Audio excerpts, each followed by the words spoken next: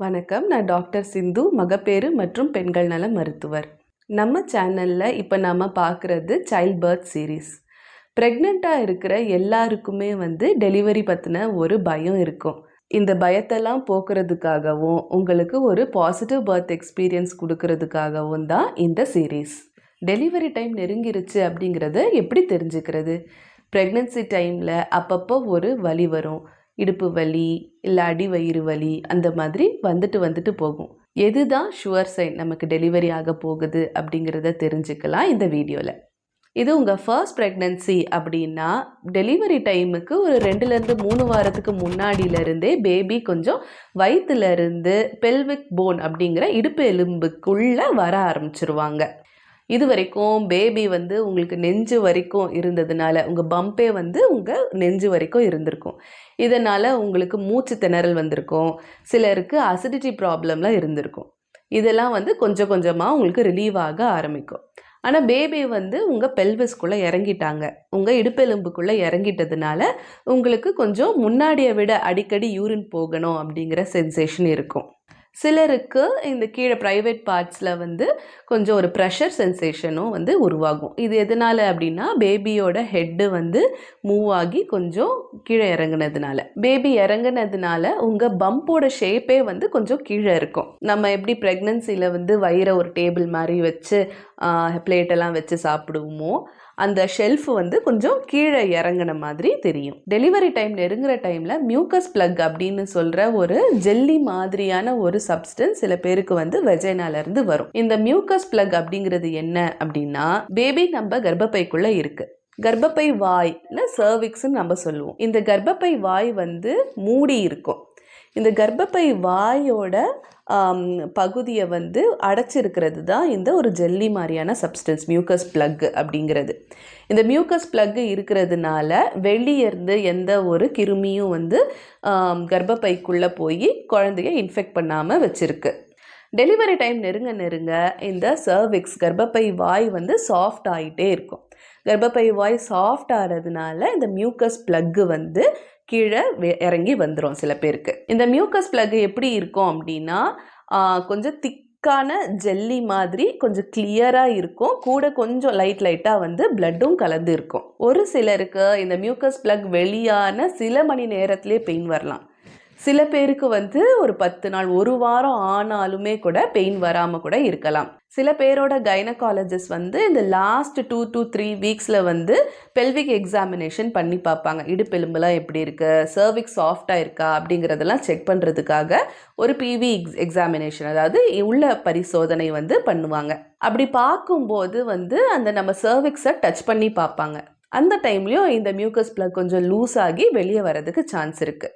அதனால தான் சில பேர் கைனகாலஜிஸ்ட்டை போயிட்டு வந்த அப்புறம் அந்த மாதிரி கொஞ்சம் ரெட்டிஷாக ஒரு டிஸ்சார்ஜ் வரதை நிறைய பேருக்கு உணர முடியுது. டெலிவரி நெருங்குற எல்லாருக்குமே இந்த மியூக்கஸ் பிளக் ரிலீஸ் ஆகுமா அப்படின்னா கிடையாது. சில பேருக்கு மட்டும்தான் இந்த மியூக்கஸ் பிளக் வரும். நிறைய பேருக்கு நல்ல பெயின் வந்த அப்புறம் தான் இந்த மியூக்கஸ் பிளக் வெளியே வர்றதை கவனிக்க முடியுது.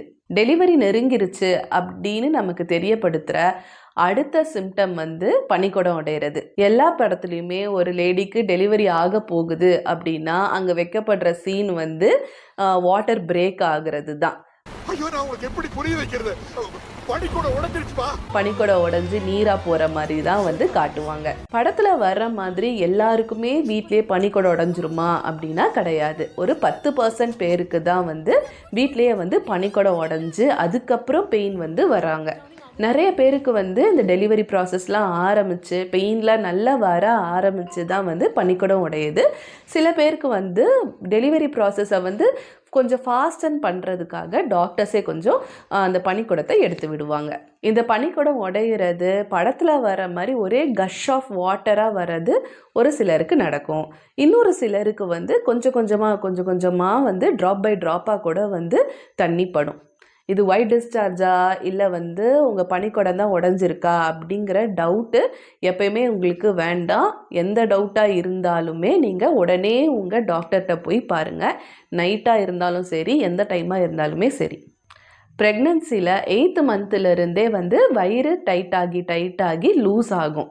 இதை நம்ம வந்து பிராக்ஸ்டன் ஹிக்ஸ் கன்ட்ராக்ஷன் இல்லைன்னா ஃபால்ஸ் பெயின் அப்படின்னு சொல்கிறோம். நம்ம கர்ப்பப்பை வந்து டெலிவரி ப்ராசஸ்க்கு ரெடி ஆகுது அப்படிங்கிறத டினோட் பண்ணுறது தான் இந்த பிராக்ஸ்டன் ஹிக்ஸ் கன்ட்ராக்ஷன்ஸ். இந்த ப்ராக்டிஸ் பெயினுக்கும் நிஜமான லேபர் பெயினுக்கும் எப்படி டிஃப்ரென்ஸ் கண்டுபிடிக்கிறது அப்படின்னா, இந்த பிராக்ஸ்டன் ஹிக்ஸ் கன்ட்ராக்ஷன் அல்லது இந்த ஃபால்ஸ் லேபர் பெயின் அது வந்து வயிறு டைட்டாகி லூஸ் ஆகும், டைட்டாகி லூஸ் ஆகும்.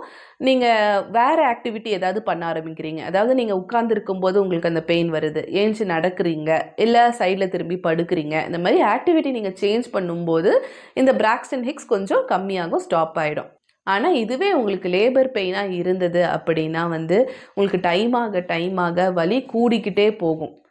கொஞ்சமாக இருந்த பெயின் கொஞ்சம் உங்களுக்கு தாங்க முடியாத அளவு வரைக்கும் வந்து இன்க்ரீஸ் ஆகிட்டே இருக்கும் அதோட இன்டென்சிட்டி. அதே மாதிரி ஃபஸ்ட்டு ஒரு 10 நிமிஷத்துக்கு ஒரு முறை வந்த வலி வந்து அடுத்தடுத்து ஒரு 5 மினிட்ஸ்க்கு ஒன்ஸ்ன்னு வரும். அடுத்தது வந்து ஒரு 3 மினிட்ஸ்க்கு ஒன்ஸ்க்குன்னு வரும். அதாவது ஃப்ரீக்வன்சி வந்து அதிகமாகிட்டே போகும். டெலிவரி பெயினா எல்லாருக்குமே வந்து அடிவயிறு வலியாக வரணும் அப்படிங்கிறது அவசியம் இல்லை. சில பேருக்கு வந்து லோவர் பேக் பெயினாக வரும், இடுப்பு வலியாக வரும், விட்டு விட்டு இறுக்கி பிடிக்கிற மாதிரி ஒரு சென்சேஷன் இருக்கும். ஸோ இந்த வீடியோவில் நிஜமான டெலிவரி பெயின் வரப்போகுது, பேபி டெலிவரி ஆக போகிறாங்க அப்படிங்கிறத எப்படி நம்ம தெரிஞ்சுக்கலாம் அப்படிங்கிறத பார்த்தோம். அடுத்த வீடியோவில் டெலிவரி பெயின் எப்படி இருக்கும் அப்படிங்கிறத நம்ம பார்க்கலாம்.